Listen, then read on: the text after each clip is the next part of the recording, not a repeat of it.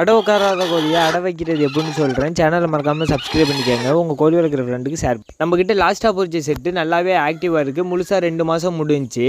அது இனிமேல் காக்கா பருந்து இந்த மாதிரியான பிரச்சனை அதுக்கு இருக்காது. ஆனால் நம்ம ஏரியாவில் கீரி தொல்லை மட்டும் இருக்கும். அதனால கூண்டடிச்சு வச்சுருக்கோம். அப்புறம் நாட்டுக்கோழி 2 ரீசன்னால அடக்கமாமல் இருக்கும். ஒன்று என்னென்னா, ஒரு சில கோழி அடை உட்காந்துட்டு 2-3 நாளைக்கு முட்டையும் விடும். அப்படி இருக்க கோழி டக்குன்னு முட்டை வயலில் தூக்கி வச்சோம்னா அடை உட்காராது. மற்ற கோழிகளை ஃபஸ்ட்டு செட்டு இல்லைன்னா 2வது செட்டு அடை வைக்கையில் அது கொஞ்சம் உட்காராமல் அந்த பிரச்சனை பண்ணும். அப்போ நம்ம என்ன பண்ணணும், கூடையை போட்டு கவுத்தி மேலே எதையாவது துணி மாதிரி எடுத்து போட்டு அதுக்கு இருட்டை கொடுத்துட்டாலே அது கொஞ்சம் நேரத்தில் உட்காந்துரும். அப்புறம் இப்போ நம்ம 2 கோழிக்கிட்ட அடை வச்சுருக்கோம். அந்த 2 கோழியோட முட்டையுமே என்னென்னா இங்குபேட்டர்லேருந்து நம்ம எடுத்தது தான்.